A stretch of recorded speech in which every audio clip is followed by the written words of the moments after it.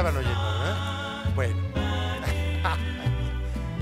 el tema de hoy es muy importante porque desde luego que el ícono de las bebidas nacionales pues es en primer lugar el pulque y luego los destilados de agave que se han puesto de moda mundial. Estamos hablando de toda la gran familia. Los panelistas de hoy de lujo, Raúl Guerrero del estado de Hidalgo, experto en este tema, como se llama la mesa de hoy, rescate, salvaguarda de bebidas nacionales, muy específicamente del agave pulquero. Y Gustavo Muñoz Castillo, que aunque es muy eminente restaurantero, más importante todavía precisamente por el rescate de los mejores mezcales que hay en México, que son, ya lo decía yo, además de Guerrero, Oaxaca, donde Gustavo ha desarrollado incluso marcas propias ya de prestigio internacional. Bueno, no me extiendo yo para que escuchemos a los expertos. Bienvenidos Raúl y Gustavo, los dejamos aquí en su casa con este público también de lujo porque pues son los que me interesan, los jóvenes. Gracias.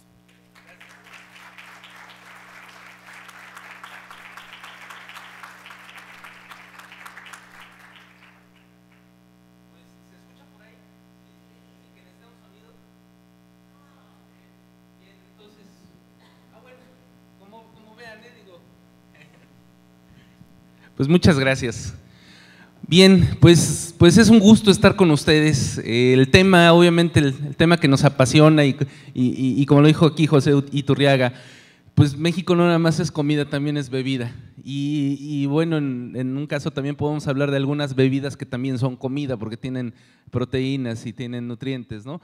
Pero en fin, la intención de esta mesa es hablar de la salvaguarda y rescate y la promoción y todo lo que se ha hecho en cuanto a las bebidas tradicionales mexicanas.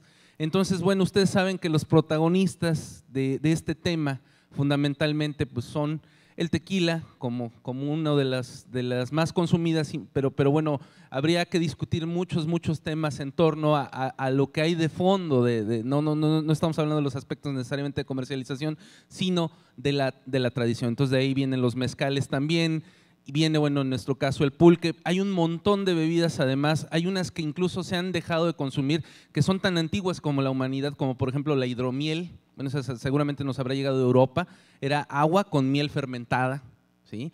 Y en fin, hay un montón de cosas. Entonces, bueno, la invitación de inicio es que vayamos abriendo la mente a cómo en este país cada cultura generó bebidas, así como en Europa hay una cultura del vino y hay una cultura de la cerveza en algunos otros lugares, bueno, también en la cuenca del Mediterráneo, y cómo en México, con toda la diversidad biológica, cuántas bebidas tenemos. Entonces, bueno, desde ahí partimos y yo le pido pues de entrada a Gustavo que se presente, que nos diga de dónde viene, qué hace un poquito más a detalle y yo haré lo propio. Sí, gracias Raúl, gracias a todos ustedes, muchas gracias, es un honor estar por acá. Yo vengo de Coyoacán, en la Ciudad de México, y bueno, tengo poco más de 18 años trabajando con el mezcal oaxaqueño. Tenemos dos marcas ya en el mercado, que es el mezcal Los Danzantes y mezcal Alipuz.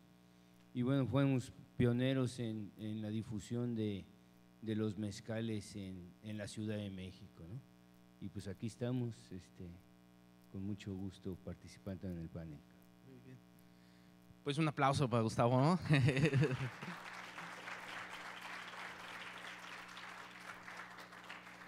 Bueno, yo por mi parte, su servidor, Raúl Guerrero Bustamante, yo, pues, ¿qué podemos decir? A veces en esta tarea hay que ser activista y a veces nos tachan de activistas, a veces nos tachan de expertos, a veces nada más nos tachan de bebedores.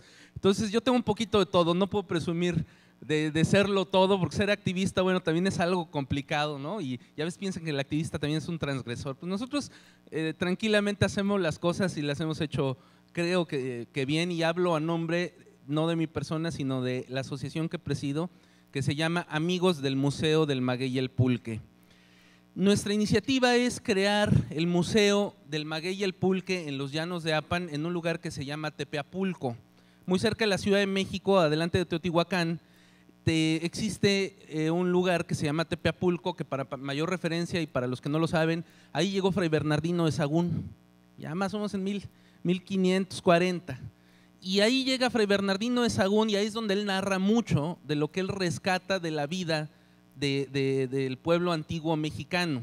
Llega Fray Bernardino de Sahagún a Tepeapulco, a un convento franciscano fundado por Fray Andrés de Olmos. Llegan los primeros franciscanos que llegan a América, por ahí van llegando a estas partes, a Tlatelolco, y de ahí se van dispersando a varias partes del país. Y en Tepeapulco Fray Bernardino busca a los ancianos que le van contando cómo era la vida antes de la llegada de los españoles, obviamente. Y para nuestra suerte, y lo digo sobre todo, para la trayectoria y la trascendencia que tiene el territorio del estado de Hidalgo, la cultura tolteca es rescatada en la tradición oral gracias a lo que le cuentan a Fray Bernardino, aparte de lo que él vio que era la vida mexica, o más bien nahua, de Anáhuac. Fray Bernardino rescata la tradición tolteca. Y así, bueno, hace un entramado de historias, y este es el lugar donde suceden las cosas, y este Tepeapulco donde queremos hacer el Museo del Maguey y el Pulque. Pero bueno, el Museo del Maguey y el Pulque no lo hacemos de la nada, no podemos decir, ay, ¿qué les parece si hacemos un museo? No, nosotros hacemos el proceso de generar la base de conocimientos para transformar todos esos conocimientos sobre Maguey y Pulque en un museo. Entonces tenemos muchas opciones, queremos hacer un parque temático del Maguey y el Pulque, queremos hacer una hacienda de las tantas que hay en Hidalgo que fueron productoras pulqueras, pues en un proyecto así. Con esto se han armado otras cosas interesantes porque pues obviamente queremos un museo, pero también nos hemos propuesto el rescate de la tradición pulquera. Entonces este es un poquito lo que hemos hecho, pero bueno, continuando con el tema, si ustedes se dan cuenta, y hablaba de las bebidas, hay bebidas que son, a veces podemos considerarlas una receta, una tradición, por ejemplo el tepache, ¿no? O por ejemplo ahí hay otras bebidas, el tepache es prácticamente de todo Anáhuac, ¿no? Que ustedes saben es hecho con piña, que la piña pues no es propiamente originaria de México, llegó de Asia, que por cierto es tema que estamos hablando aquí, y bueno, se le agrega azúcar, pero seguramente el fermentado de piñas, o de algún otro fruto, porque el nombre es náhuatl, ¿no? Tepache, que por cierto ahorita de etimologías no ando muy bien, no sé qué podría decir, pero bueno, proviene de una tradición, viene a ser una receta, todavía existe en muchos lados, en muchas regiones de México hay bebidas tradicionales. Por ejemplo, está el colonche en San Luis Potosí, que se hace con tuna y se fermenta. No sé, en fin, hay muchas cosas, hay muchos atoles. Propiamente cada pueblo antiguo de México tiene formas distintas de atoles. Entonces ahí tenemos un sinnúmero de recetas, de asuntos de dominio público en cuanto a bebidas. Pero bueno, nosotros hablamos de dos bebidas, digo, en el caso del mezcal, del pulque, que en realidad, aparte de bebida, no son una simple receta. Hay muchas formas de beberlas, pero son sistemas de producción. Y como sistema de producción industrial, que en el caso del pulque lo fue por mucho tiempo, y bueno, decreció y ahora realmente es una producción casi doméstica, ya es poca la producción industrial. Bueno, el mezcal va para arriba ahora como producción industrial. Pero ¿qué representa que estas industrias abarquen mucho? Bueno, pues que se vuelven sistemas de producción cultural. Desde los trabajadores que siembran hasta las personas que van cuidando el maguey, estamos hablando de dos culturas magueyeras, las personas que les toca, en el caso del mezcal, bueno, ya nos hablará Gustavo, extraer la piña y bueno, hacer todo el proceso, y en el caso de nosotros en el pulque, los tlachiqueros. Entonces, el primer punto que yo quisiera plantear es ver esto como sistemas de producción cultural. Hay sistema de producción cultural en el sistema de trabajo, en el sistema de creencias también, hay rezos, ¿no? Los tlachiqueros rezaban, los tlachiqueros contaban sus alabados. Hay recetas de cocina en torno a los productos, eso también desprende el sistema de producción cultural. Hay artesanías, hay productos derivados del maguey, o sea, hay un sinfín de cosas. Si observamos entonces estas bebidas como sistemas de producción cultural, ¿qué podemos decir del mezcal? Vaya, pues en el caso de Oaxaca, pues hay una devoción realmente por todos los pobladores y la gente que se dedica a cultivar el agave hacia la planta, ¿no? Es una devoción, vaya, que heredan ellos como una tradición familiar, ancestral, ¿no? Yo creo que ellos no se dan cuenta, pero tanto el cultivo como el proceso del agave es una devoción hacia la deidad que tiene la planta, ¿no? Sabiendo que el agave, vaya, el agave en mi opinión es a México lo que la vid puede ser a Francia, y entonces pues básicamente toda la cultura inclusive gastronómica del México antiguo fueron cimentados bajo la base del agave, ¿no? Entonces pues para ellos es todo una forma de vida el cultivar y procesar el agave.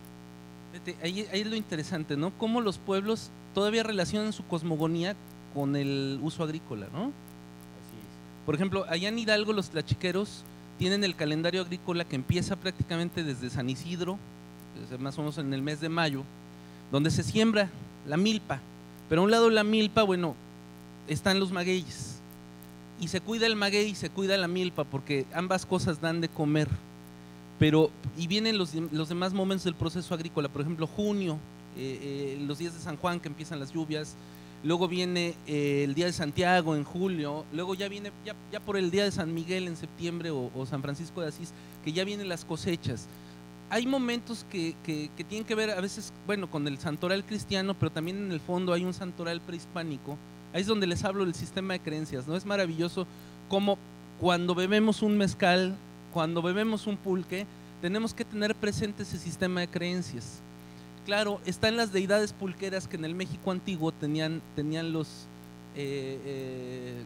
productores, bueno, quienes bebían pulque y que era la sociedad, cómo valoraba el pulque. Bueno, pues había 400 dioses del pulque, había dioses de la embriaguez, había dioses, bueno, Mayahuel, la diosa del maguey, su esposo en Mayahuel era Tezcatzontecatl, que fíjense, tiene mucha trascendencia este dios. Si ustedes lo quieren ver, es Chacmol, que también es una representación de Venus y que también es Quetzalcóatl para algunos. Bueno, el Chacmol encontrado en Tula y el Chacmol encontrado en Yucatán es uno de los dioses de la embriaguez y es el marido de Mayahuel. El barrio de donde está la Plaza Garibaldi, que ya saben, Giuseppe Garibaldi, su hijo de Giuseppe Garibaldi en Italia, su hijo vino a combatir en la Revolución Mexicana con Francisco Villa, y en honor del hijo de Pepino Garibaldi se le pone ese nombre a la plaza. Pero ese barrio se llamaba barrio de Tezcatzongo, era el barrio donde se veneraba a este dios. Entonces, fíjense bien, cuando vemos una bebida a través de los sistemas de trabajo y los sistemas de creencias, ¿cómo no la vamos a preservar? O sea, si la gente deja de creer en lo que quiere, ese algo que quiere desaparece. Si el pulque era una bebida sagrada para los antiguos mexicanos, ¿qué pasa si desaparece el pulque? Desaparece un gran sentido de la espiritualidad del pueblo, ¿no? Ahorita que el mezcal y que el tequila son identidad de los mexicanos, imagínense un México sin tequila y sin mezcal. Olvídense de la borrachera, porque de eso no vamos a hablar. Digo, yo creo que tendríamos que poner aparte los excesos, aunque hasta cierto punto también la borrachera, ¿no? Pero bueno, si vemos las bebidas como un sistema de producción cultural, punto número uno, y como sistema de creencias, nosotros aquí en este foro traemos una pulquería que aquí nuestro amigo Javier Gómez Marín, que es el máximo coleccionista de objetos pulqueros, que también colecciona envases de mezcal, envases antiguos. Bueno, ahí tenemos una pequeña muestra de su colección, que son jarras pulqueras. No hay bebida que tenga más formas de beberse, más recipientes que el pulque, se los puedo asegurar. Javier tiene una muestra de 2000 y les apuesto que esa muestra de Javier es representativa a las muchas que ha de haber habido en la historia. Entonces, ¿se dan cuenta por qué puede trascender una bebida si hablamos de todo esto? Son cosas que no vemos, que están muy en el fondo, ¿no? Pero bueno, ¿qué tenemos que hacer para preservarlo, Gustavo? Vaya, pues yo creo que fomentar el consumo sin abusar de él. Sí. Y fíjense, ahí lo interesante, ¿qué tenemos que hacer para fomentar el consumo? Vaya, pues pues primero que nada voltear a ver el pulque y todas estas bebidas que derivan del agave como bebidas culturales, ¿no? Bebidas que nos acercan a nuestra identidad. De hecho, creo que es a través de la memoria degustativa que nosotros los mexicanos estamos recuperando o conciliando parte de los orígenes, ¿no? Entonces yo creo que es a través del consumo que vamos encontrando o descubriendo nuestra nueva identidad como mexicanos ya contemporáneos, ¿no? Mestizos. Fíjate, hay algo que lo que cargamos nosotros, los que promovemos el pulque, pues con el descrédito que ha tenido el pulque por años, ¿no? Que yo creo que la mayoría de los que estamos aquí presentes, hayan bebido o no el pulque, entenderán por qué el pulque le han dado un descrédito enorme, ¿no? No sé si lo asumen. Durante mucho tiempo el pulque fue una bebida que se consumía demasiado. Digo, yo podría apostar a que el pulque puede ser la bebida nacional en el sentido de que existe desde hace muchísimo tiempo. Si ustedes ven un mural que está en Cholula que se llama Los Bebedores, es muy famoso, que lamentablemente es una zona que no podemos entrar en Cholula. Digo, si uno le pide a Lina tantito que te dejen asomar, pues es imposible porque es una zona muy restringida y porque el mural de plano no tenemos la perspectiva completa para verlo. Claro que los arqueólogos han hecho todo el esfuerzo por tratar de sacar la imagen de ese mural y ponerla, entonces ya lo encuentran ustedes fácilmente en internet. Ese mural, si no me equivoco, debe ser de 200 a 300 años antes de Jesucristo. Y ese mural que tiene, pues una gran fiesta, donde haya cocotes, donde hay pulque, donde hay bebedores, donde hay ebriedad, donde están los dioses bebiendo pulque. El pulque es una bebida muy antigua.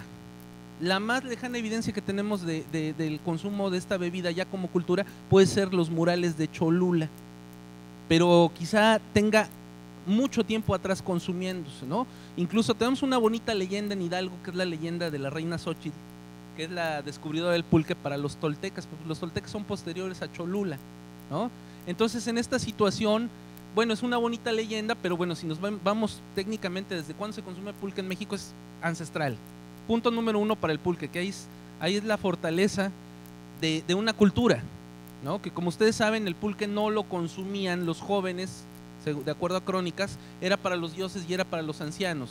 No estaba permitido que un joven bebiera alcohol, salvo en algunas fiestas. Digo, hay detalles curiosos. Había juegos donde a los jóvenes se les daba un popote y solo uno era perforado y les daban una jícara con pulque, y solamente el que tenía el popote perforado era el que ganaba y podía beberlo.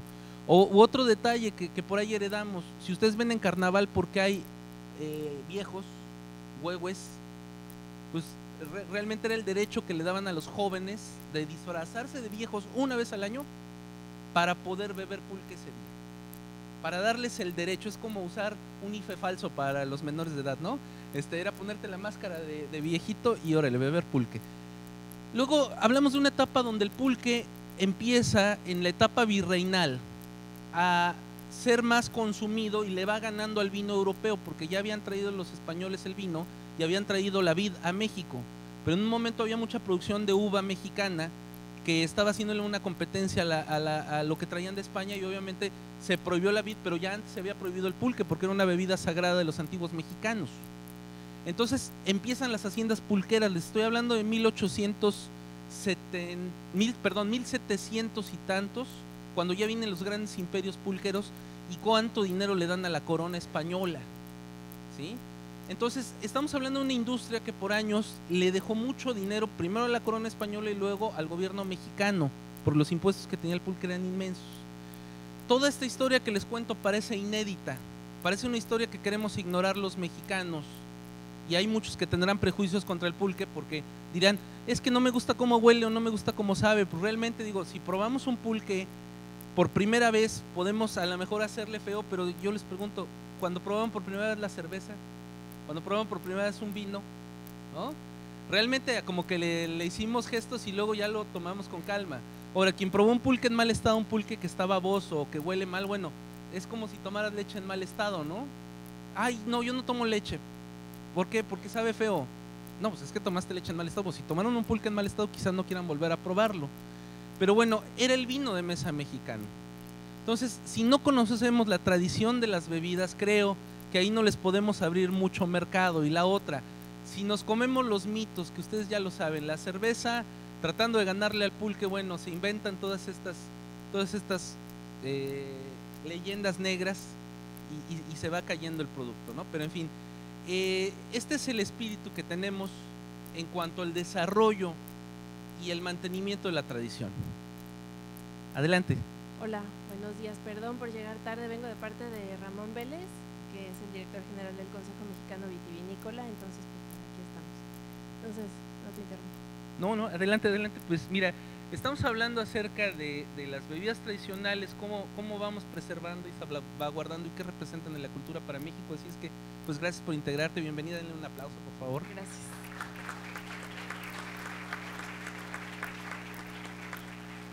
Muchas gracias. Pues sí, bueno, el vino no es precisamente considerada la bebida mexicana más tradicional. De hecho, pues es bastante reciente que se empieza a consumir vino de una manera un poquito más cotidiana, digamos. Y pues bueno, todos ustedes sabrán que el vino sí tiene ese asunto de ser una bebida un poquito más sofisticada y un poco más, digamos, pues de un costo mayor, etcétera, pero la realidad es que pues el consumo está creciendo poquito a poco. Ahora el consumo per cápita es de medio litro al año, que pues es bastante poquito, pero pues yo pienso que si tratamos de entender a la bebida como hemos entendido al pulque, al mezcal, al tequila, etcétera, sí lo podemos integrar en nuestro modo de vida. Y pues también el vino es una bebida por excelencia de moderación para acompañar con las comidas, para platicar y demás. Y pues lo cierto es que al consumir vino siempre apoyamos a productores nacionales, a productores pequeños, a productores que tienen ya muchísimos años de existir en el país, como Casa Madero, por ejemplo, que ya tiene 400 años. Entonces, pues bueno, para eso estamos aquí, sobre todo, ¿no? A ver, ahí hay un tema interesante, a ver, para ir conociendo la impresión que ustedes tienen. ¿Qué hay que hacer? Estamos hablando de una industria que vuelve a tomar mucho vuelo y que se está abarcando más y obviamente está generando desarrollo económico. ¿Qué se hace en lo social para rescatar las bebidas? Pues mira, en lo social, en la producción, en los trabajadores. Sí, claro, hablando desde la producción de vino, Sí, en todo el proceso de trabajo y comercialización, claro. Producción, comercialización. Bueno, por ejemplo, el vino es una bebida que se exporta poco, siempre se tratan de usar manos de personas locales, obviamente. Toda la uva es cultivada en el lugar y la verdad es que sí, cuando consumimos vino, por ejemplo, muchos pensamos que igual y nos compramos un vino chileno que cuesta 70 pesos y un mexicano cuesta 100 pesos. Pero lo que no nos podemos a pensar es que ese vino mexicano, todas las manos que usaron son mexicanas, todo el producto es mexicano, y pues del vino chileno estamos pagando una gran cantidad de traslado, por ejemplo, del producto, y aquí pagamos solamente pues las personas que lo producen, las personas que están ahí en el campo cultivando y todo, y pues finalmente, obviamente pues los enólogos y todo lo demás, y sí, estamos pagando solamente productos mexicanos en vez de todo el transporte. Entonces ahí sí es una ventaja que podemos apoyar el consumo nacional y pues el suelo mexicano, ¿no? La agricultura mexicana también. Yo creo que es muy importante tener mucha conciencia cuando consumimos el vino mexicano, a quién estamos beneficiando, ¿no? Porque muchos de los productos que vienen de afuera son productos inclusive que están subsidiados, y en el caso del vino mexicano, pues vaya, tiene sus impuestos, ¿no? Entonces ahí pues de entrada ya hay una competencia desleal, ¿no? O sea que nosotros como consumidores creo que es bien importante pues esta conciencia de a quién beneficiamos económicamente cuando consumimos los productos. Como bien dice, pues la industria del vino pues es una industria recientemente nueva. Producir vino de alta calidad es muy costoso, entonces también siendo una industria nueva pues tiene altos costos, ¿no? Es por eso que ahorita el vino mexicano pues se siente como un vino costoso en el mercado. Sin embargo, vaya, yo creo que, y alguna vez alguna revista en Estados Unidos lo mencionó, que es como la tierra prometida del vino, ¿no? En México. Sin embargo, pues como repito, es una industria muy incipiente, o sea que habría que apoyarla para que en realidad pues a lo mejor en unos años tengamos a nivel mundial un baluarte mexicano. Buenos días, yo soy Juan Jesús Lozoya. Fundamos unas mezcalerías que se llaman La Botica en la Ciudad de México, fue la primera mezcalería. Organizamos un festival de destilados artesanales mexicanos, también en la Ciudad de México, y fundamos una asociación que se llama Comando, que integra a pequeños productores de destilados artesanales, mezcal, bacanora, sotol, de diferentes estados de la República Mexicana. Y bueno, pues ahora sí que gracias por invitarme. Muy bien. Oye, pues adelante, un aplauso para Jesús.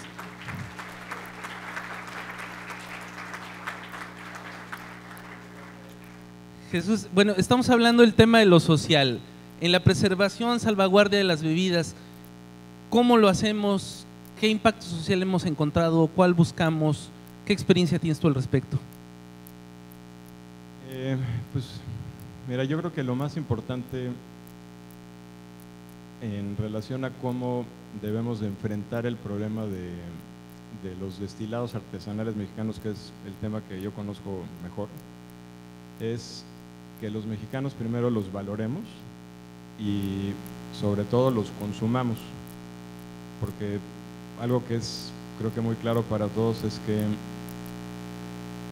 si bien el tequila es la categoría más popular en México, después del tequila primero consumimos whiskies, rones, vodkas, es decir, destilados de otros lugares, y poco sabemos acerca del mezcal, del bacanora, del sotol, de raicilla, de tuxca, de todo lo demás. Para darles una idea, el mezcal, que quizá es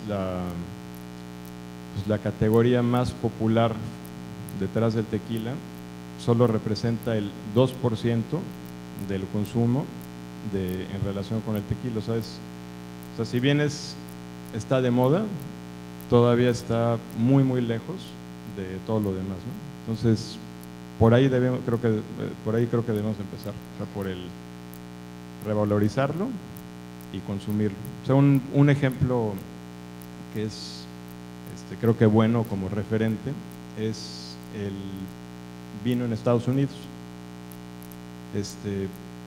El vino, o sea, Estados Unidos, de ser un importador de vino hace 30, 40 años, hoy es el principal consumidor de vino, pero sobre todo el vino que toman es el que producen ellos.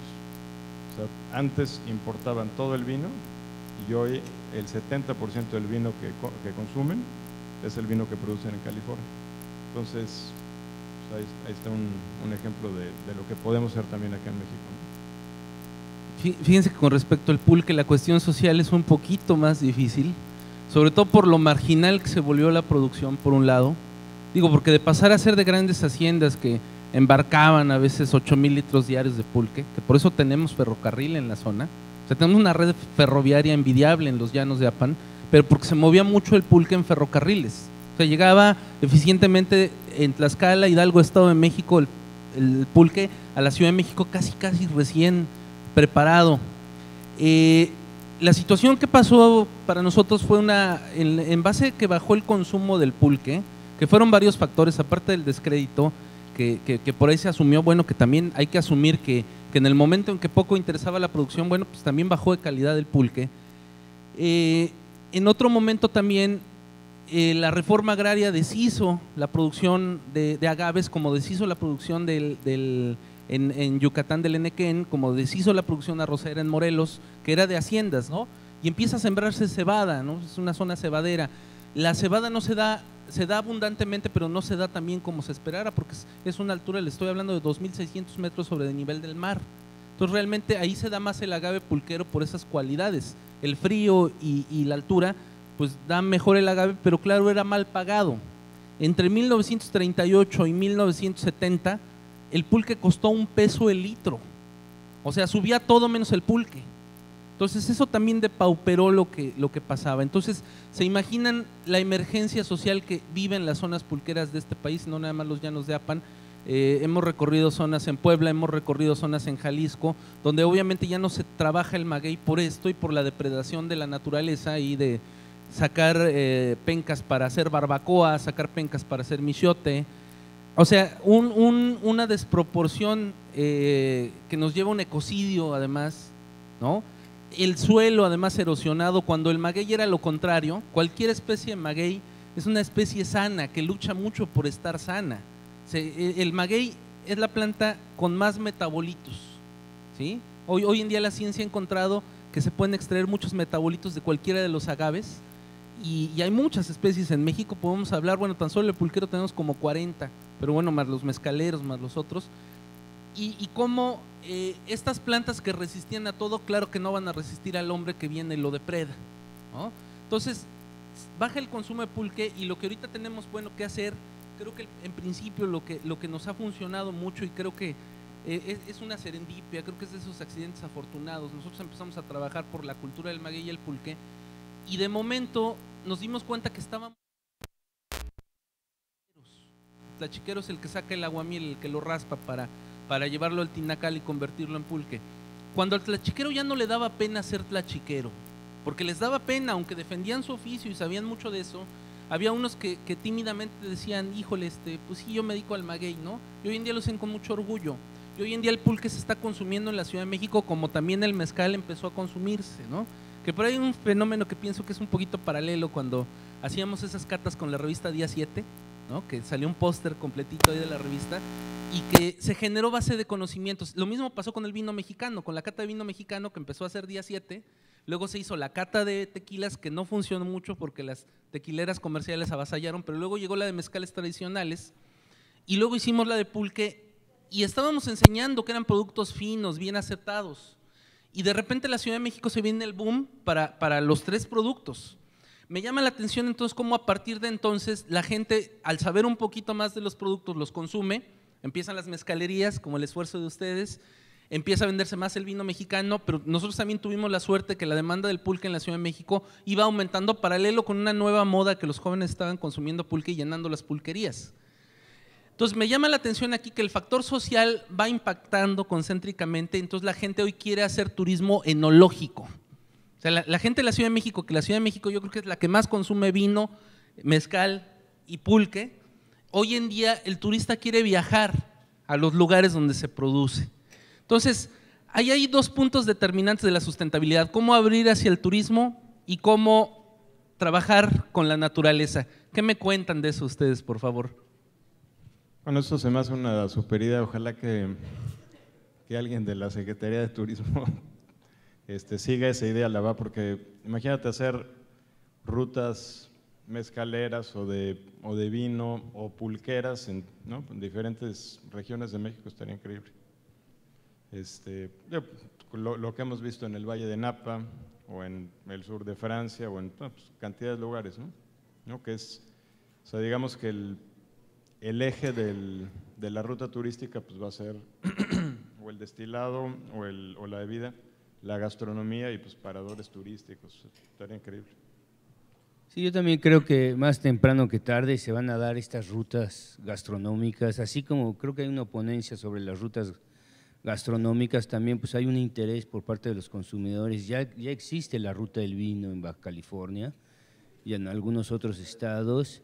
Ya existe la del tequila también, que tienen un tren y es muy conocida, y ya se está también dando la ruta en Oaxaca, cuando menos intentando hacer una ruta sobre los pueblos con la tradición del mezcal, ¿no? O sea que pues yo creo que así como despierta el interés por el consumo de estos productos, también hace paralelamente pues esta inquietud por conocer turísticamente los lugares de origen.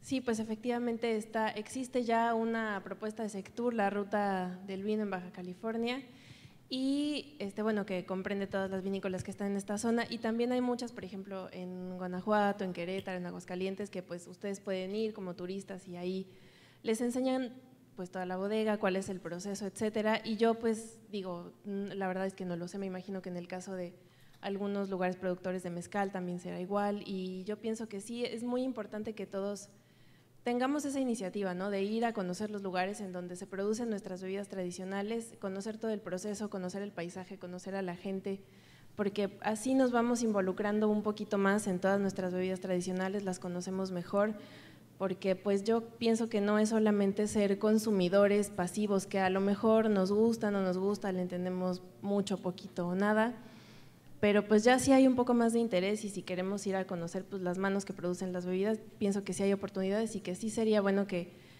pues se difundieran más y se abrieran más pues estas oportunidades de turismo enológico que le llaman, y pues también todas estas rutas gastronómicas que ya se están poniendo más de moda, ¿no? Cada vez. Pues ahí en el caso de nosotros, con el pulque, afortunadamente también es la cercanía con el Distrito Federal. Digo, la zona pulquera está muy cerca, entonces estamos verdaderamente 50 kilómetros de la Ciudad de México. Bueno, ya desde Teotihuacán ya la gente puede experimentar lo que es beber un buen pulque, ¿no? Ya allá fuera de la zona arqueológica, al sur de la calzada, digo, hace el comercialote, pero vale la pena. Al sur de la calzada hay un señor que hace curados, pero bueno, desde recorrer las pulquerías de la Ciudad de México empieza un magnífico tour. Ya tenemos un grupo de amigos que cada 2 meses, hace tours por pulquerías de la Ciudad de México. Todavía quedan 60 pulquerías en la Ciudad de México, había más, pero hoy en día las pulquerías, que muchos piensan que son degradantes, que están sucias, no, realmente además los empresarios jicareros o los pulqueros han hecho lo necesario porque las pulquerías estén dignas, ¿no? Y bueno, la clave es que van ya también muchos jóvenes, va mucha gente, hay actividades culturales. Y bueno, nosotros en Hidalgo tenemos ahorita las opciones de ya ir haciendo las haciendas pulqueras destinos turísticos, o sea que ya podemos transformar ese modelo industrial en un modelo turístico, cosa que ha pasado en todo México. Las minas se vuelven pueblos mágicos, digo porque no nos engañemos, la mayor parte de los pueblos mágicos son mineros. De 83 pueblos mágicos les puedo apostar que hay 50 mineros. No era la fórmula de pueblos mágicos, yo creo que debe haber categorías, pero la mayor parte se volvieron de pueblo minero a pueblo turístico, ¿no? Bueno, un caso es Monterrey, ¿no? De la fundidora, bueno, se vuelve un lugar turístico, en fin. Estamos buscando esas oportunidades que el turismo sí está buscando, que está tratando de lograr, pero además le estamos combinando con la gastronomía del maguey y el pulque, porque realmente, digo, la barbacoa es parte de esta cultura. El preparado de la barbacoa, perdón, pero si una barbacoa no tiene pencas de maguey, no es precisamente la barbacoa que nosotros conocemos en Hidalgo. Si ustedes llegan a un lugar donde les están dando a lo mejor una carne cocida en un horno o en un hoyo o en un bote, bueno, pues quizá le podrán llamar barbacoa, pero no es una barbacoa de Hidalgo con su penca y con otras cosas que, por ejemplo, la salsa borracha con pulque, ¿no? En fin, o las quesadillas de gualumbos, que es la flor de maguey, y algunas otras suculencias como son los gusanos, los chinicuiles y otras cosas. Realmente, si lo ven, el sistema de producción cultural que tienen nuestras bebidas se comparte, se lleva más allá, ¿no? Si los vinos tienen sus maridajes, si los mezcales saben bien con ciertos productos, ¿no? Con ciertos alimentos, bueno, tenemos que hacer un paquete, un producto completo, ¿no? Vengan a consumir todo el producto, o sea, recorrer, conocer el proceso hasta donde se pueda, porque no todos los procesos se pueden conocer por completo. Digo, hay lugares donde, por ejemplo, en un tinacal yo no les recomendaría entrar porque se contamina. Digo, ya con que alguien entre con su aliento se puede contaminar ahí la producción de pulque. Casi el tinacal hay que verlo desde la ventana, ¿no? Pero hay esas posibilidades, ya hay el interés turístico. Pero bueno, la otra pregunta era, en cuanto a medio ambiente, ¿qué hacemos? ¿Qué tenemos que hacer? Porque está claro que si se acaban las condiciones climáticas para producir la uva, pues se acaba el vino. Está claro que si el suelo se degrada y no vuelven a surgir magueyes, pues se acaba el mezcal. ¿Qué tenemos que hacer? ¿Qué tenemos que promover y qué va de la mano con el consumo? Bueno, en el caso particular del vino, pues la uva es una planta que dicen que es hija de la mala vida, ¿no? Porque le gusta estar ahí en climas muy particulares, sin mucha agua, en un suelo poco fértil y pues la verdad es que aquí hay pocos lugares en donde se produce aún, pero sí hay otros sitios en donde se podría comenzar a plantar un poquito más para aumentar un poco la producción. Pero bueno, también es cierto toda esta cuestión medioambiental que sí tenemos que tener mucho en cuenta, pues digamos empezar a preocuparnos un poco más por el medio ambiente y por todas estas bebidas que sí necesitan características medioambientales muy específicas para que se puedan producir, para que todos los, digamos, requisitos de suelo, de clima, etcétera, se puedan cumplir. Entonces, pues yo creo que sí es una cuestión bien delicada y bien importante que tenemos que también tener en cuenta, ¿no? Y al momento de consumirlas, pues saber eso también. Pues también creo que, pues como todo, ¿no? Yo creo que todos tenemos que cuidar el medio ambiente, no nomás por la preservación de nuestros alimentos, sino por nosotros mismos. En el caso del agave mezcalero, pues también pues con estos recientes años donde ha habido un incremento en el consumo, pues también hemos visto que ha habido una depredación de los agaves silvestres, ¿no? Entonces creo que es muy importante pues ponerle atención ahí, ir haciendo programas de sustentabilidad.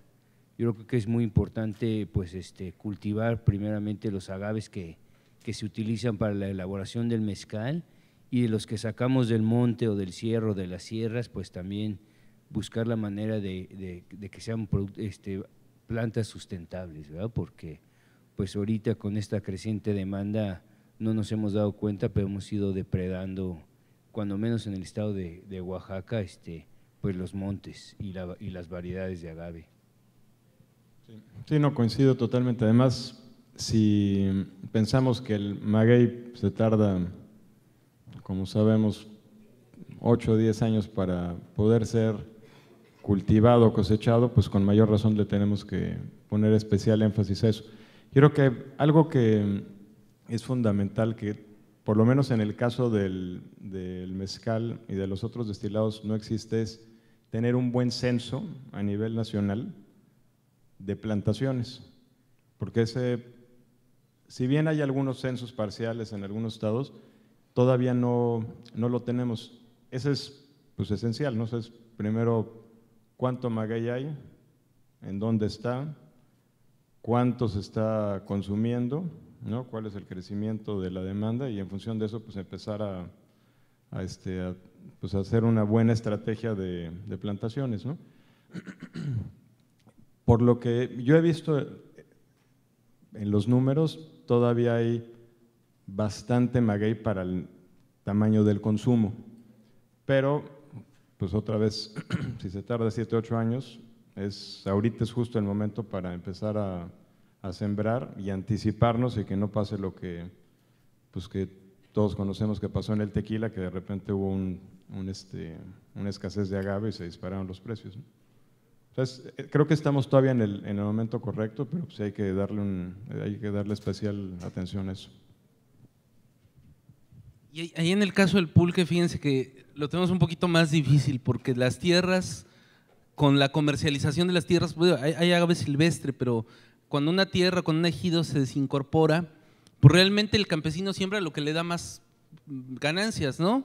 Si en ese momento, obviamente hay mucho riesgo de heladas, entonces de repente hubo una helada enorme que acabó con toda la cebada, y fue impresionante cómo los campesinos quedaron depauperados.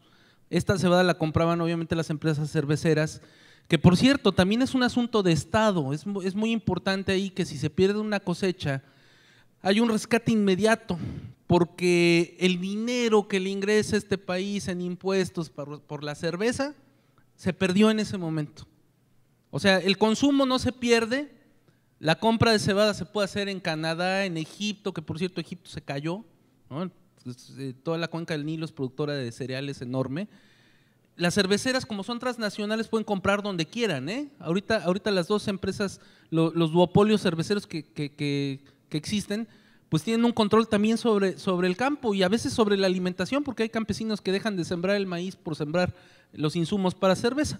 En fin, allá en Hidalgo, por cierto, la helada se fue contra todo menos contra los magueyes, por lo menos el maguey aguantó.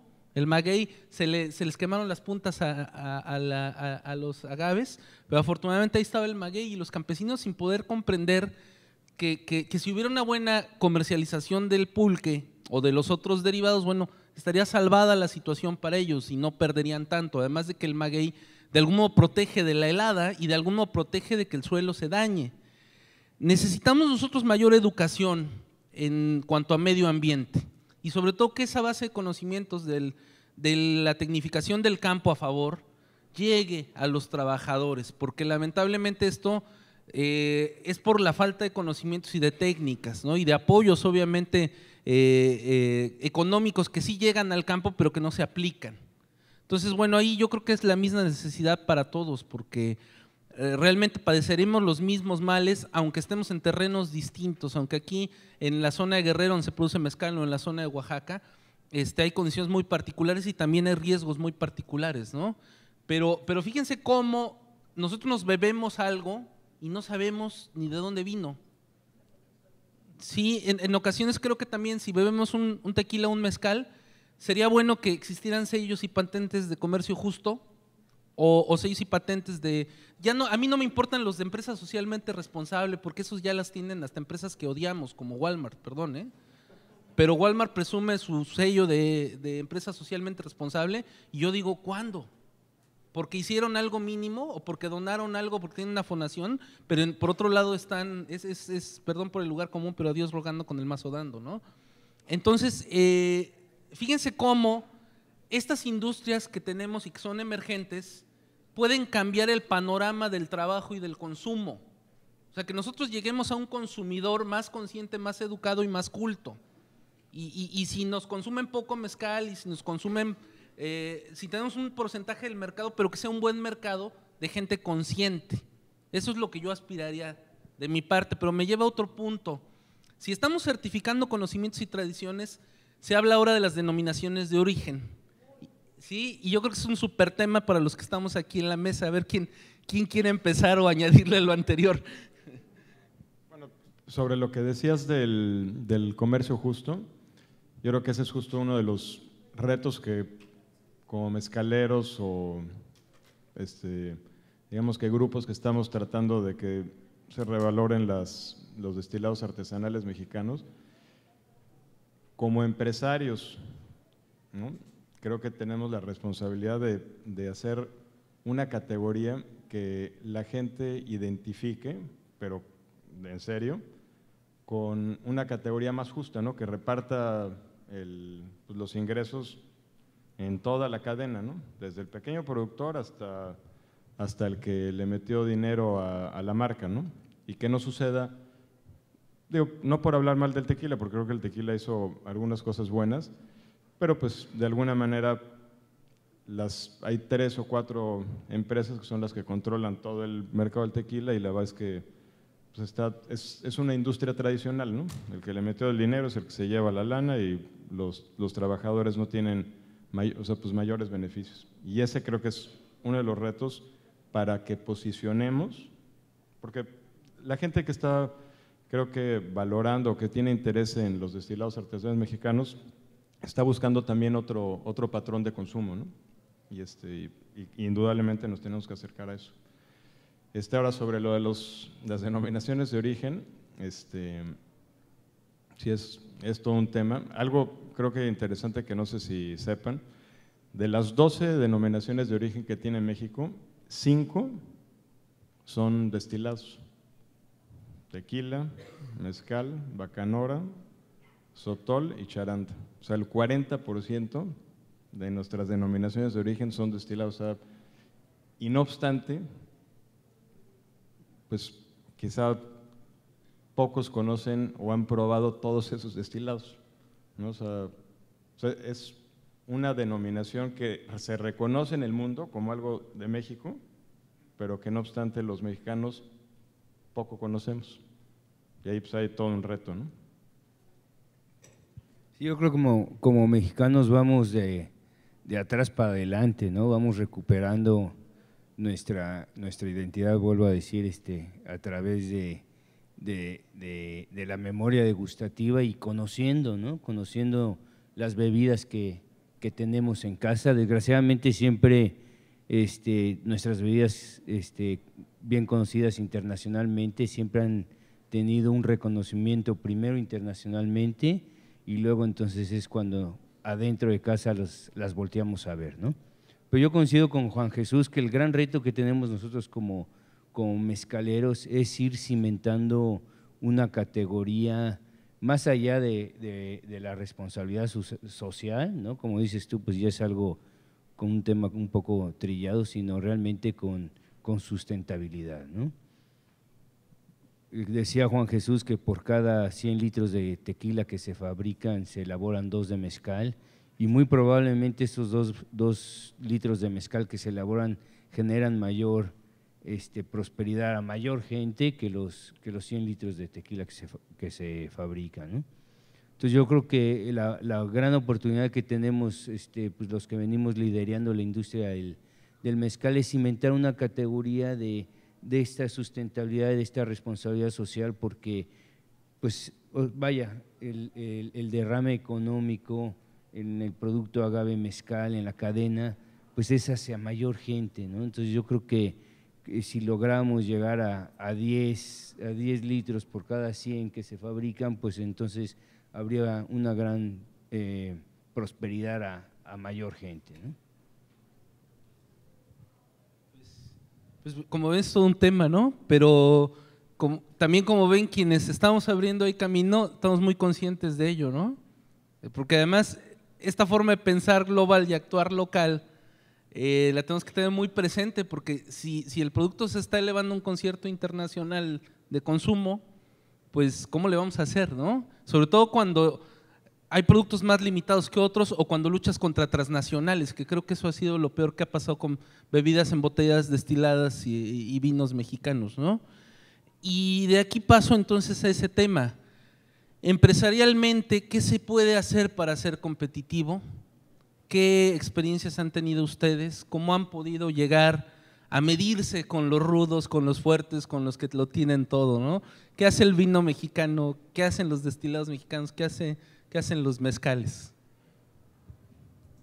Vaya, el gran reto para los mezcaleros es en realidad la conciencia del consumidor, ¿no? Porque competitivamente en costos, en el caso del mezcal, pues son 5 veces mayor que la del tequila, entonces competir con esas grandes industrias es casi imposible, ¿no? Más bien es más bien crear conciencia en el consumidor, repitiendo de que cuando la gente consume un producto sepa qué está atrás, qué trabajo y también a quién están beneficiando cuando están consumiendo el producto, ¿no?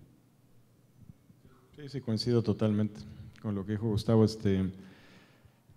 Yo creo que todavía no nos ha tocado competir de lleno con ellos porque pues todavía no, o sea, por el tamaño del mercado pues no representamos, o sea, nos ven ahí como bichos raros, ¿no? Y todavía están ahí dando vueltas, o sea, no, pero creo que como bien dice Gustavo, mientras nos acerquemos a un mayor número de consumidores y los consumidores se sientan realmente identificados con el producto, no digan, oye, consumo ese destilado porque tiene todas estas cosas, además de que me gusta, creo que ahí probablemente ya nos volteen a ver y ojalá, pues digo, ese sería el sueño, cambien ellos sus políticas antes que nosotros ajustarnos a la competencia tradicional de mercado, ¿no? Ojalá, pues, por lo menos ese debe ser el reto, ¿no?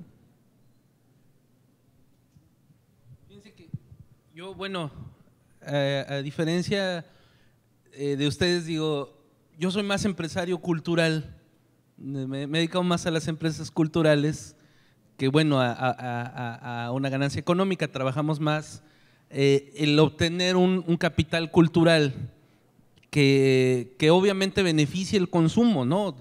Creo que siempre se puede traducir a pesos y centavos, sobre todo porque vivimos una dinámica económica donde primero se invierte y esperamos capital de retorno sobre inversión. Yo creo que es raro quien no piensa así, pero también hay quien dice, primero me voy por lo social. Hay quien primero dice, yo quiero que esta comunidad que produce un magnífico producto, digo en el caso de nosotros del pulque, pues se desarrolle y se dé a conocer su producto, ¿no? Que se muestre que, no sé, el pulque de comunidades como Tlanalapa en Hidalgo, y que además tienen formas ancestrales de prepararlo, bueno, pues destaque, y que destaque su gastronomía además, ¿no? Entonces, para nosotros ha sido la oportunidad de mostrar el sustrato cultural, la versión pues más horizontal del producto que la vertical, que es lo económico, ¿no? Entonces, de esa manera nosotros hemos visto que hay una atracción y que finalmente hay un desarrollo económico, pero no era la prioridad el desarrollo económico, ¿no? O el retorno sobre inversión. Claro, no cualquier empresario que va a meter dinero le invierte así, aquí tenemos que meter a riesgo a la propia comunidad incluso, ¿no? Que hace su esfuerzo de repente por hacer un festival, que quiere llevar su pulque a otros lugares, ¿no? Realmente digo, nosotros como industria, si lo vemos, pues no lo es, ¿no? Realmente todavía somos un entramado de productos artesanales que tampoco son diferenciados porque se venden naturalmente, ¿no? Hay lugares que tienen su fama por el pulque de algún lugar, pero realmente digo, quien lo introduce a la Ciudad de México en las pulquerías, pues son empresas que son más o menos unas 2 o 3 empresas que todavía tienen que hacer el ritual como se hacía hace mucho tiempo de pasar por la aduana y todo esto para controlar el pulque, pero bueno, yo siento que sí nos falta mucho en cuanto a que digan, a ver, este pulque es de la región de los Llanos de Apan, este pulque es del estado de Querétaro, este pulque es del Valle del Mezquital, y que el sustrato cultural garantice su calidad, ¿no? Y ustedes saben, el pulque es un producto perecedero, es un producto que se ha tratado de embotellar, se ha logrado embotellar, pero bueno, un pulque embotellado es muy distinto a un pulque natural. Obviamente un pulque embotellado está pasteurizado, ya no sigue fermentando, sabe a pulque, es pulque, pero bueno, nada que ver con probar un pulque directo, un pulque natural, les digo, es un producto natural. Ustedes lo saben muy bien, un jitomate en conserva, ya sea en puré, no es lo mismo que tener el jitomate fresco, ¿no? Tenemos que dar a conocer al mercado estas cosas que ojalá el mercado pueda estar muy consciente, pero empresarialmente, bueno, hace falta un poquito voltear, apoyar al campo donde se produce el pulque y que haya una inyección profesional de conocimientos, ¿no? Pero bueno, ahí quedan esas tareas que son todavía más sociales que en lo económico, que la inversión. Adelante. Sí, bueno, en el Consejo Mexicano Vitivinícola, en realidad, nuestra razón de ser, digamos, es justamente la promoción del vino mexicano. Nosotros no hacemos venta, entonces yo no puedo hablar de una visión como tan empresarial, pero yo pienso que sí, para elevar el consumo poco a poco hay que concientizar al consumidor a través de pues, la difusión del producto y no solamente, digamos, o sea, hay que ir más allá de las campañas publicitarias de Toma Vino Mexicano, sino explicar un poquito más los motivos sociales, los motivos culturales, los motivos de salud, pues económicos, etcétera, y explicarle al consumidor, pues sí, toma vino mexicano, pero no solamente porque es una moda, como tomas a lo mejor vodka o como tomas a lo mejor, no sé, estos rones que están saliendo, pues ir un poco más allá. ¿Por qué consumir productos nacionales, no? Hay que ser como más agresivos en las estrategias de publicidad, a lo mejor pues saber bien a qué nicho de mercado te diriges, qué tipo de consumidor es el que se va a acercar. Y pues bueno, yo pienso que sí, de esa manera es como poco a poco se va a ir elevando el consumo, dando a conocer todas las razones sociales que están detrás de nuestras bebidas, ¿no? Las que cada quien promueve. Fíjate que nosotros, pues sí, efectivamente, cuando decidimos dedicarnos al mezcal, pues sí había una intención netamente empresarial. Sin embargo, hoy te puedo decir que estas categorías nos llevan hacer una combinación de lo que decías de lo vertical y lo horizontal, porque vaya, nosotros tenemos con la empresa 16 años fundada y 18 con el proyecto, y hoy en día vaya, no hemos hecho ningún reparto de utilidades. Yo en lo personal que fundé la empresa no he recibido ni un sueldo, entonces ya se vuelve también un trabajo cultural también y social, ¿no? Y sí hemos logrado realmente llevar los beneficios económicos a las comunidades, ¿no? En el caso de la Lipuz lo que tenemos es una red de productores de comunidades que tienen esta tradición y ya logramos llevarlas al mercado y ellos pues sí se han visto de alguna manera beneficiados con este comercio, pero nosotros que somos los intermediarios pues todavía estamos más bien haciendo estrategias para ver cómo sobrevivimos en el mercado. Gracias. Oigan, pues ya para abrir una última ronda y luego abrir el micrófono al público, que yo creo que es muy importante y muchas dudas han de surgir porque es un súper tema que a mí me complace mucho que este Foro Mundial de Gastronomía lo haya considerado y haya hecho esta mesa, pero yo creo que tenemos que luchar porque este foro tenga una buena parte de temática dedicado a las bebidas. Ya lo tiene en este momento porque pues por aquí nos encargaron a nosotros, en nuestro caso una pulquería, se encargó una cantina que ahí está la botica, se encargó que haya una buena presencia de la tradición de las bebidas mexicanas. Las cocineras tradicionales, ustedes van a estar probando por ahí los atoles y otras cosas. No sé si alguien trae tepache por ahí digo, hay un chorro de bebidas mexicanas, está el pozol, están muchas. Entonces, ojalá una línea y un eje de este foro sea más las bebidas, no solo las alcohólicas, no solo las embotelladas.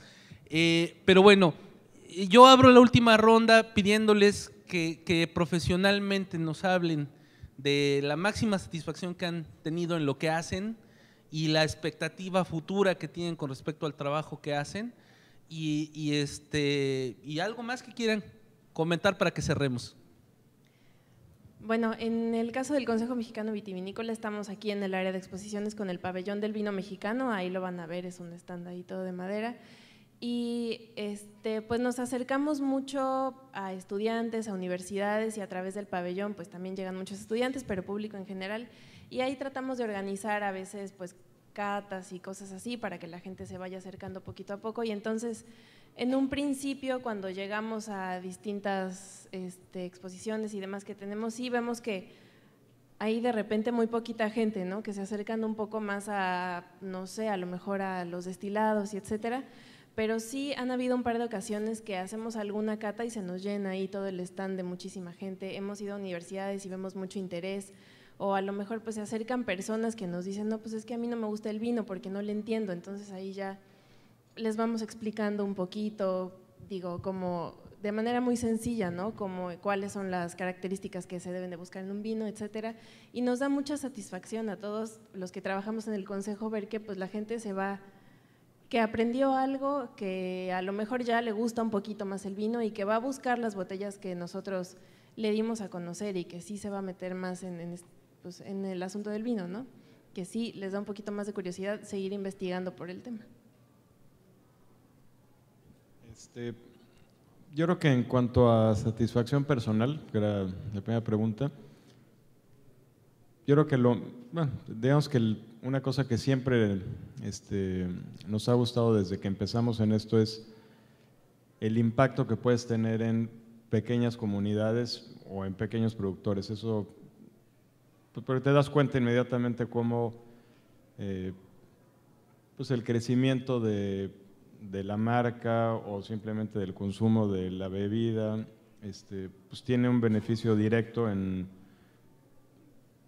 comunidades o en gente que la verdad pues por la situación geográfica que gente pues, están en montañas o en pueblitos muy apartados tienen pocas oportunidades de desarrollo económico que no tengan que ver con esa industria, ¿no? O sea, no va a ir Coca-Cola a poner ahí una planta ni ninguna empresa grande, ¿no? O sea, entonces el rescate pues, de esa tradición y que eso tenga un beneficio pues, real en la calidad de vida de alguien, pues eso yo creo que siempre es gratificante, ¿no?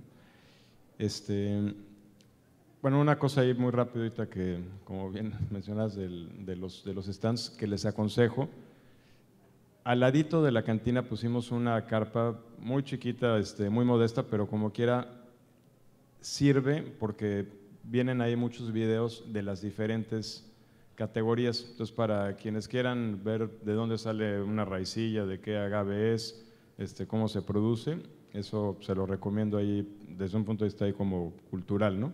Ya luego si se quieren echar un mezcalito, pues ahí también está la cantina al lado, ¿no?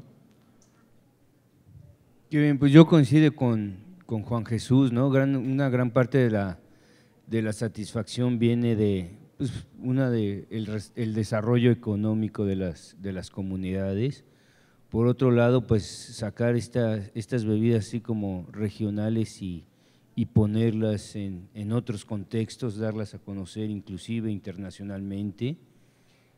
Pero básicamente yo lo que veo es que realmente también estamos haciendo un trabajo, o más que nosotros, el mismo mezcal está ayudando a nosotros los mexicanos a recuperar la identidad, ¿no?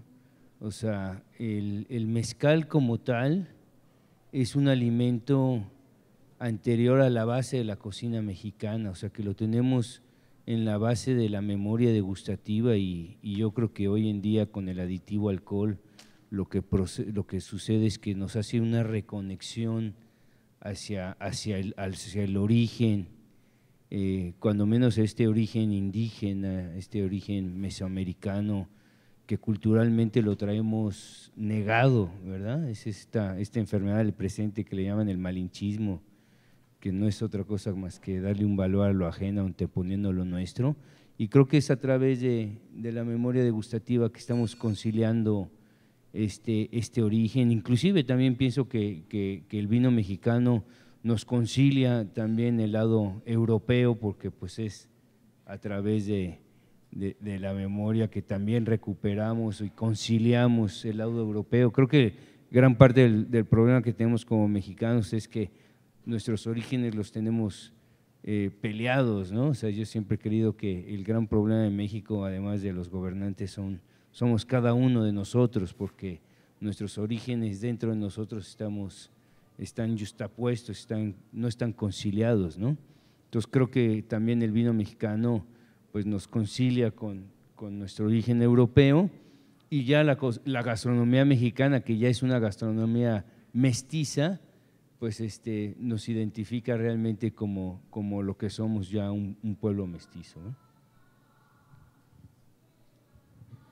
Pues aquí con nosotros, en el caso del pulque, creo que la máxima satisfacción sí ha sido la recuperación social, antes que el consumo. Ha crecido el consumo del pulque, nos da gusto ver a los jóvenes que tienen una conciencia que es una bebida ritual, de que lo consumen quizá porque es barato, pero porque también es porque les gusta, que se crece la base de conocimientos y de aprecios sobre el pulque, que tenemos muchos visitantes interesados en conocerlo. Por cuarta ocasión hacemos, aquí puse el cartel, el Congreso Nacional del Maguey y el Pulque, que estamos próximos a inaugurarlo en una semana en Tlaxcala. Luego va a seguir, en la ciudad de Tlaxcala, luego va a seguir en San Bartolomé del Monte, que es una hacienda pulquera también del estado de Tlaxcala. Luego en otra hacienda pulquera, el 24 de octubre, en Zempoala, Hidalgo, ahí cerquitita de Pachuca. Zempoala, de hecho, es la zona conurbada.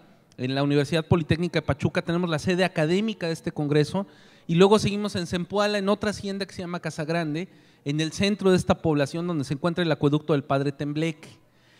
Creo que ahí también se liga con una gran satisfacción. El tequila tiene una declaratoria de Patrimonio Cultural de la Humanidad, las antiguas fábricas de tequila y el paisaje tequilero, y nosotros estamos a punto de lograr en el próximo 2015 de que el maguey pulquero sea declarado Patrimonio de la Humanidad junto con el paisaje cultural del acueducto del Padre Tembleque, que es un monumento que era un sistema hidráulico de más de 44 kilómetros que se encuentra ahí en Zempoala, llevaba agua de Zempoala hasta Otumba, pero en el entorno de este monumento hay un paisaje cultural de agaves donde están los metepantles, que son esas hileritas que vemos de magueyes entre las parcelas. Entonces, la recuperación de la dignidad del producto, combinado con un empuje cultural, coordinado con esto que hemos hecho, que es el congreso, donde viene la gente que sabe de maguey a exponer lo que sabe y todos los gustos y todos los avances en conocimiento sobre el maguey y el pulque, nos ayuda a recuperar todo ese terreno perdido.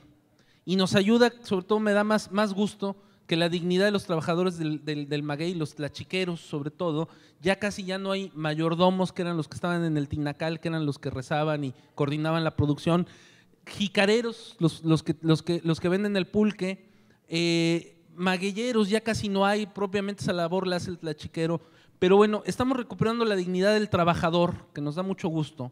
Estamos recuperando la dignidad de las haciendas pulqueras que ya estaban negadas a reconocer ese pasado, ya no había ni magueyes en muchas haciendas pulqueras, y estamos logrando por ahí que la gastronomía en torno al maguey también está siendo reconocida, ¿no?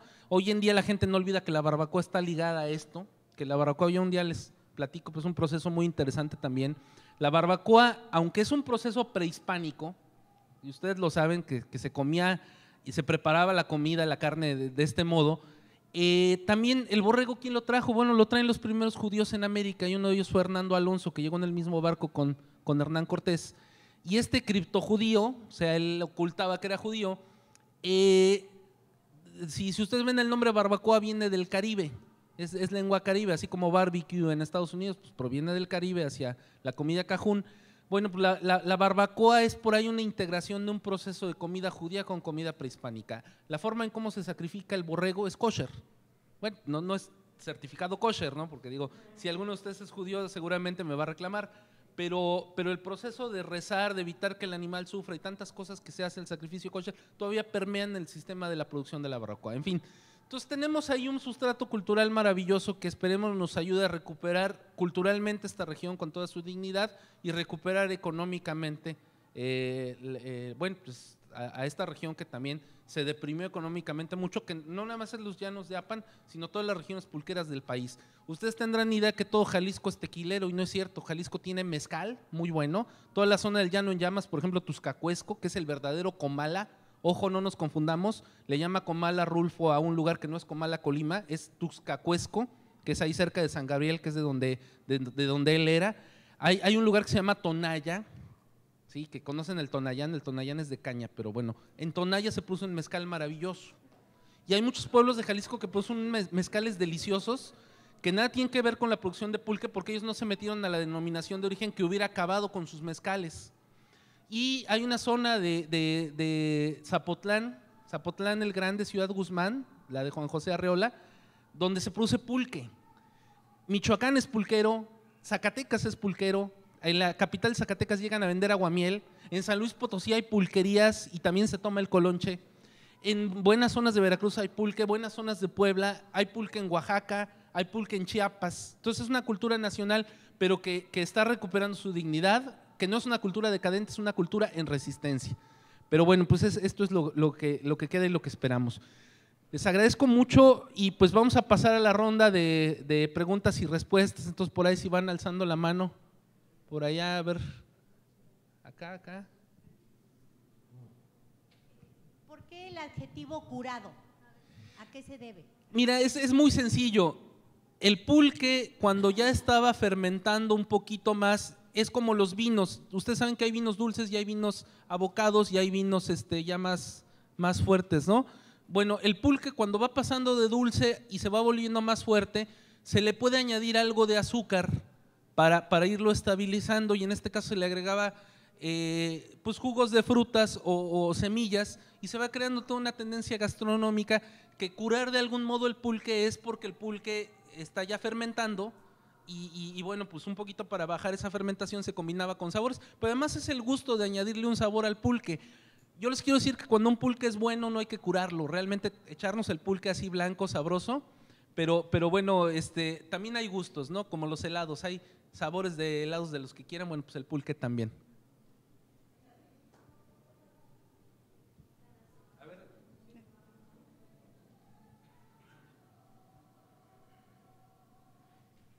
Bueno, mi participación es un poquito más para todos los estudiantes que, bueno, creo que en su mayoría son de gastronomía y de las empresas gastronómicas. Es que ustedes tienen en sus manos la promoción de las bebidas mexicanas, ¿no? Si ustedes las dan a conocer en sus, digamos, en los locales donde están trabajando, en los locales donde son dueños, la gente va a tomar un gusto por las bebidas, porque hay un dicho que dice que santo que no es adorado no es conocido. Entonces, pues ustedes tienen que dar a conocer las bebidas mexicanas, y si ustedes no lo hacen, pues no lo va a hacer nadie, ¿no? En un Vips, en un Sanborns, etcétera, no les interesa promocionar un mezcal, ni un pulque, ni nada, pero ustedes sí lo pueden hacer, y eso los puede diferenciar de todo el montón de restaurantes comerciales que venden lo mismo y que están peleándose una hamburguesa y una carne asada que no sirve realmente para nada, ¿no? Que, bueno, digo, son productos iguales y ustedes pueden vender por diferenciación en el momento en el que ustedes promuevan todos estos productos. También ahorita, bueno, al ratito va a llegar pulque aquí al stand de Hidalgo para que pasen los que no lo conocen a probarlo, a degustarlo y conozcan una bebida fresca que nada más dura 7 días y se echa a perder, que no hay mucho por esta zona de Guerrero. Y bueno, esencialmente es eso, ¿no? Ustedes son un bastión para promocionar este producto y que les puede servir como una estrategia de mercadotecnia para vender su negocio por diferenciación, ¿no? Y también otro es que conozcan ustedes las bebidas. Por ejemplo, este mes, aunque sea muy comercial, la revista México Desconocido sacó toda una guía de las mezcalerías de Oaxaca, de los palenques, que es el lugar donde se produce. La revista del consumidor los está evaluando también en su revista, y en la tecnología doméstica está enseñando a elaborar la sal de gusano. Entonces, que también ustedes se documenten para que empiecen a conocer más lo que son las bebidas nacionales, ¿no? No hay muchas fuentes, hay muy pocos libros, pero aquí fuera en Conaculta hay algunos libros que editó Artes de México sobre el tequila también, para que puedan conocerlo, documentarlo y a su vez promocionarlo en sus negocios de alimentos. A ver. Gracias, muy amable. Patricia Jiménez Pons, delegada de Morelos, que también tenemos pulque, ¿eh? Muy, exactamente. Bueno, pues este pulque, tlachicotón, bebida de los dioses y culpable de que en algún momento de nuestra vida yo tomara mi primera borrachera a los 8 años.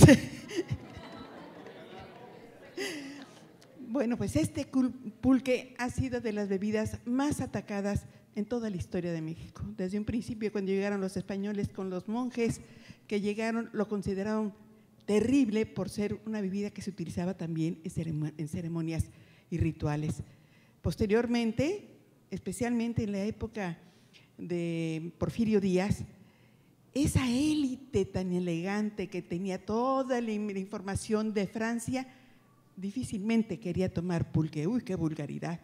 Posteriormente, en los años 40, todas las películas arrabaleras tenían su historia del pulque. Y el chachicotón y la buena baba, señores, esa es la imagen que tuvimos. Y posteriormente, eso que era tan barato, llevaba a los que no tenían dinero para emborracharse, a emborracharse con un pulque, y los que no tenían agua, con aguamiel. Entonces, siento yo que fue un abandono voluntario, porque se identificó siempre la clase corriente, la clase baja, la que no tenía capacidad para comprarse cualquier bebida, el vino, era la clase que lo tomaba.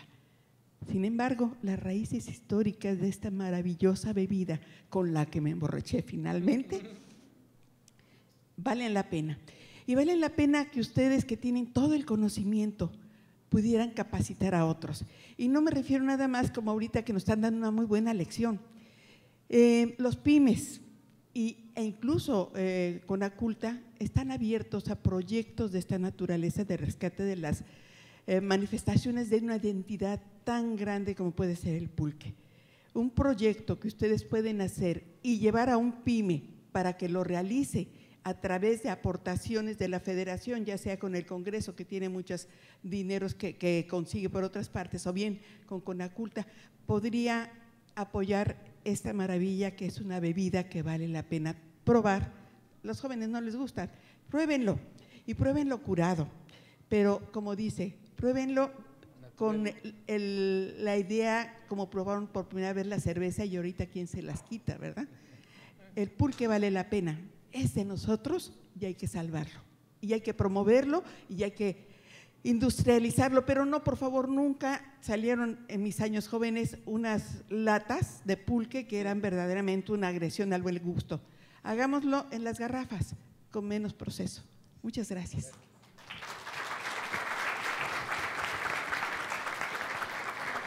¿Dónde anda el micrófono? Buenas tardes. De este lado. Adelante. Tengo una pregunta. ¿Cuál es el término correcto? ¿Maguey o agave? Y si ambos son correctos, ¿cuál es la diferencia que existe entre ambos?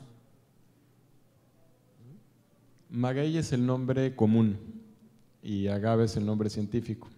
O sea, digamos que agave es vamos a poner agave angustifolia. La variedad y el género botánico. ¿No?